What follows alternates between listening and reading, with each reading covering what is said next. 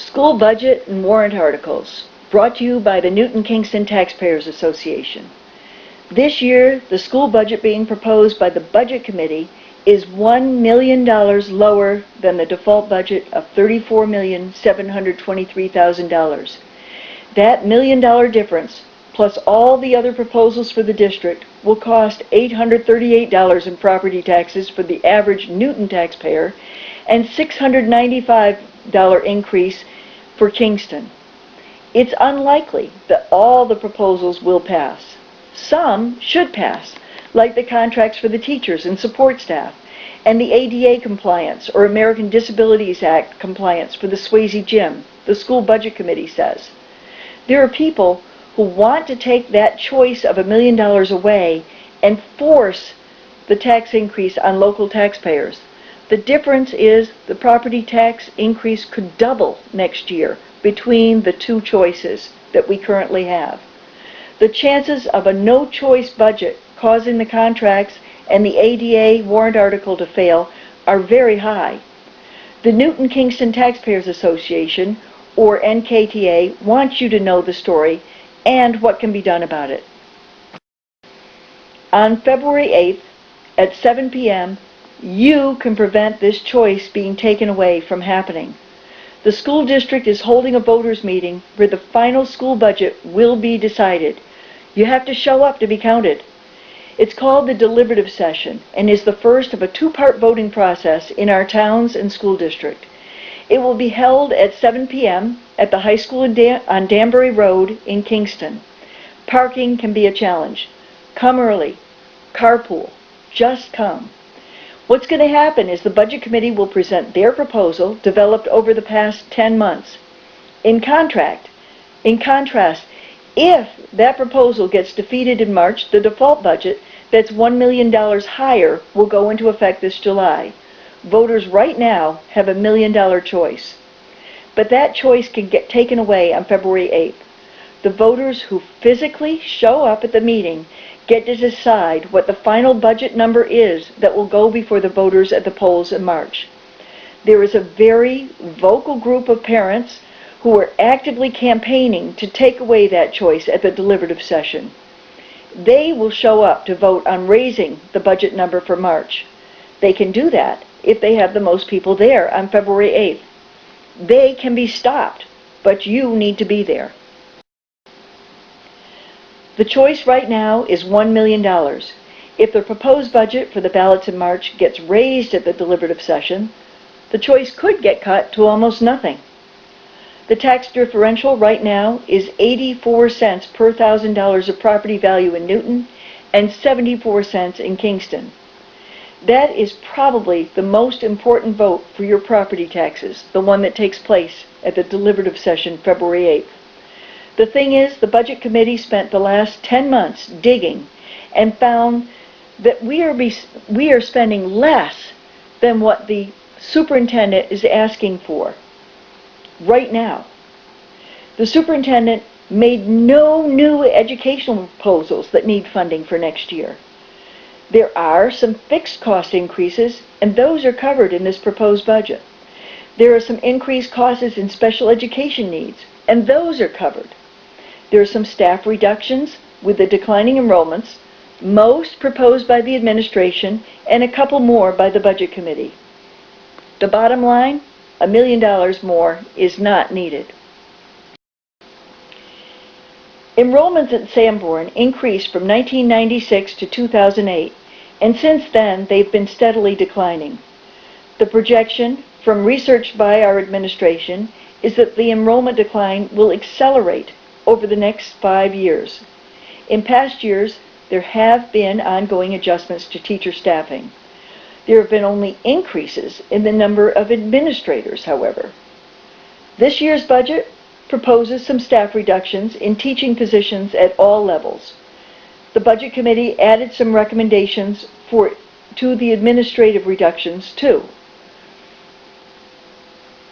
The budget echoes the administration by proposing some shifts in special education funding to accommodate specific needs. The net special education funding and staffing is pretty level. You will note that special education expenses and support staffing increased sharply in past years with the mandated and needed special education requirements. The specific recommendation from the superintendent on special education next year is to reduce 3 special education teachers and 1 paraprofessional, and to add 1 school psychologist and 4 other paras. Staff levels also increased with the addition to the physical plant with the new high school 10 years ago. Some expenses never change or only increase. Some, many, can be adjusted. The role of the Budget Committee is to look at how to handle the realities of population, needs, and community affordability for our schools in preparing and presenting the budget recommendation. There's another part to the story of our local school taxes. This year, the school board adopted a capital improvement plan for the facilities in the district. A plan that calls for $9.6 million to be spent over the next 5 years. Is the investment needed? We argue that's your choice. Maybe first the district needs to study the facilities usage and make a long-term plan, longer than 5 years, and then make a long-term plan to fund it, like the towns do. Then there's the rest of the story. The school superintendent proposed this year that the school board put the choice on capital expenditures before the voters. We agree with that. The school board decided not to do that. They decided to put only a small portion, about 25% of the capital improvement plan for next year, on the ballots. Their plan, as they stated openly in their meetings, is either to abandon the plan that they just adopted or to continue to spend the taxpayer dollars that they usually have left over at year-end instead of giving them back to the taxpayers. So some local citizens did their work for them. The spending proposals approved by the school board and recommended by the school administration, the ones in the first year of the capital improvement plan, will be on the ballots in March. You need to know, regular maintenance is all in the budget. It is only the capital improvements that are excluded and in separate warrant articles this year. So what's the plan for February 8th? A small group of voters plans to gut these proposals so the school board can spend money without the taxpayers agreeing to it first. If you want that, don't come February 8th.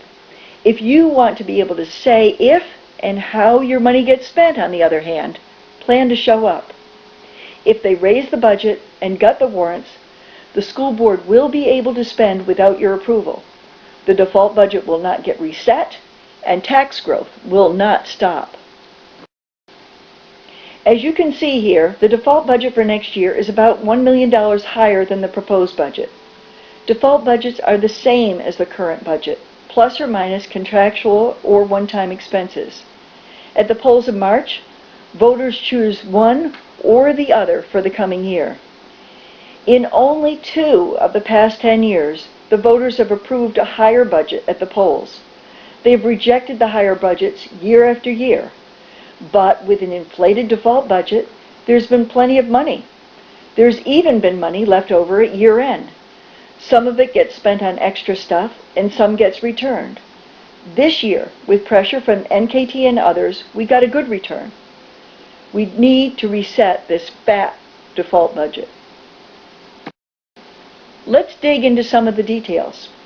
One way to reset the default budget is to lower the budget for the year. Another way is to put capital expenditures on separate warrant articles. NKTA has been pushing for this. What happens is the school board operates on a default budget. The administration recommends business as usual, without any changes to anything, and defers all the capital investments. Then, with the leftover money at year-end, they do some of the capital improvements. Then the next default budget does not get reduced by those capital improvements because they weren't budgeted. They happened late in the year, too late to reduce the default for the next year. This game has been played out year after year. NKTA wants separate warrant articles for capital improvements. If the voters and taxpayers approve spending the money, that's fine.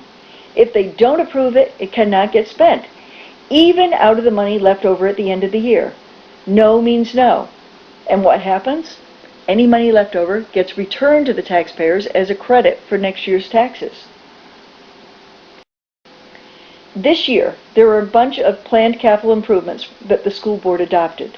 The board said that these are all crucial life safety issues for the district. They decided to put only a few small ones on separate warrants. They did not do the others for two reasons.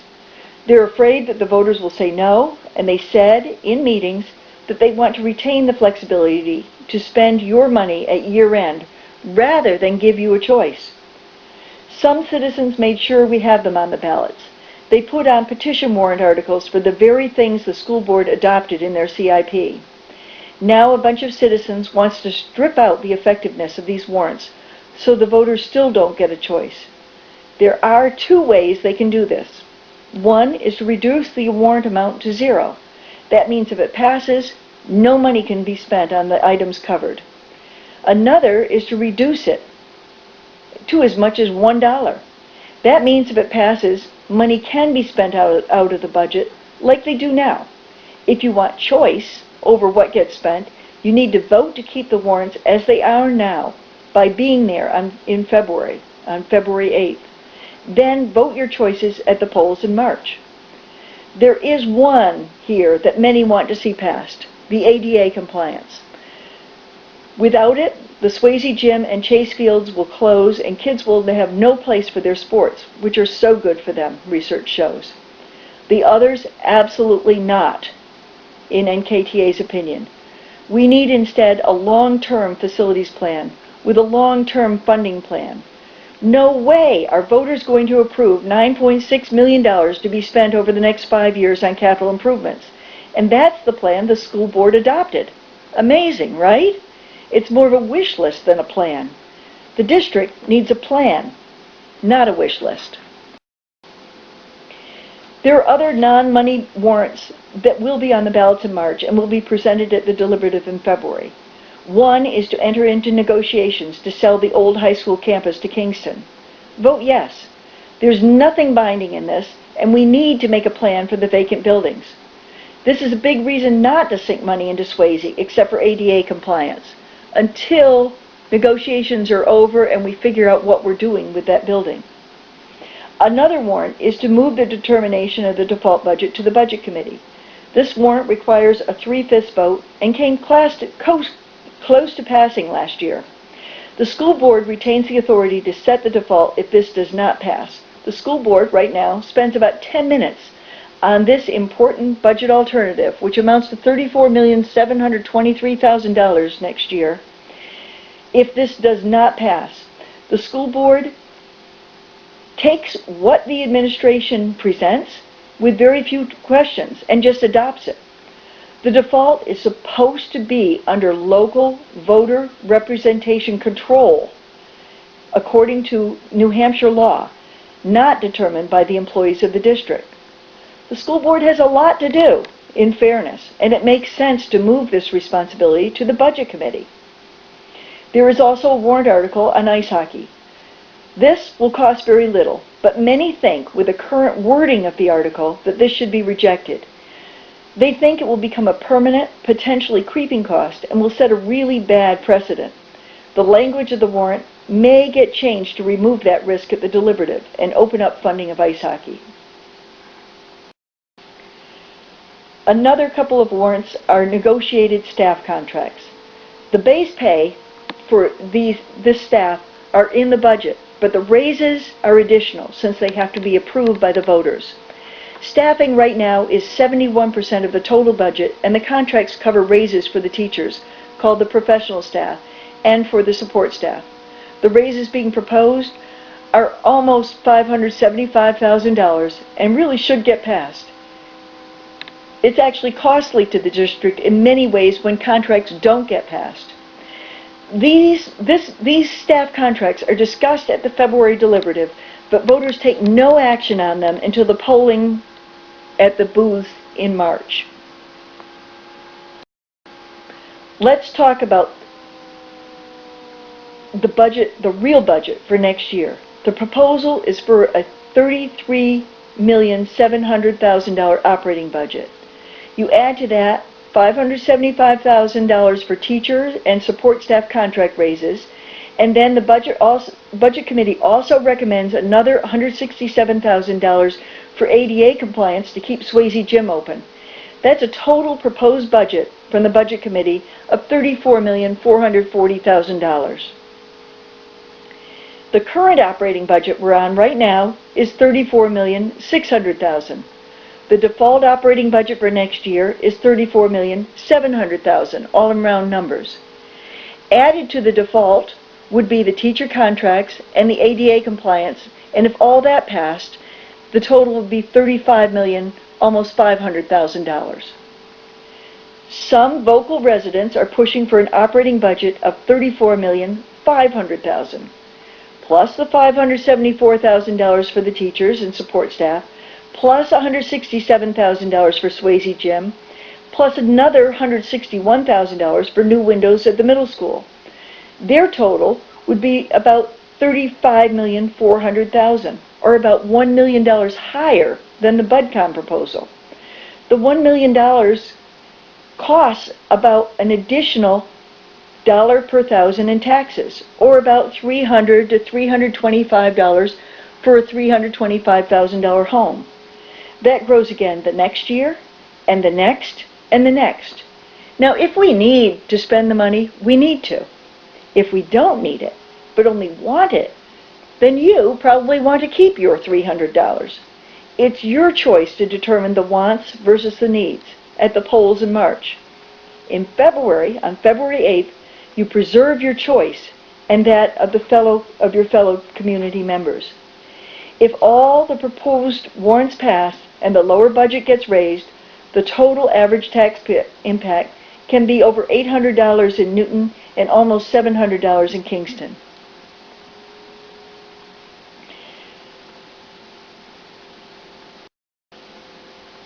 On February 8th, you have to be present for your opinion to matter. There is no absentee voting. All money votes will be by secret ballot. No one else will know how you vote, so no one will bully you or your children. You can vote how you want without intimidation. Whatever your opinion is, NKTA believes you have the right to it. We don't tell people how to vote. We give our opinions, and you choose. On February 8th, you choose what happens to almost $800 of your money. If you don't show up, others will choose for you. Your presence matters. We're talking about a lot of money here. Last year, about 300 voters showed up at the deliberative. This year, being held on February 8th, 7 p.m. at the Sanborn High School in Kingston. Last year, the lower budget won by only 17 votes out of thousands of voters.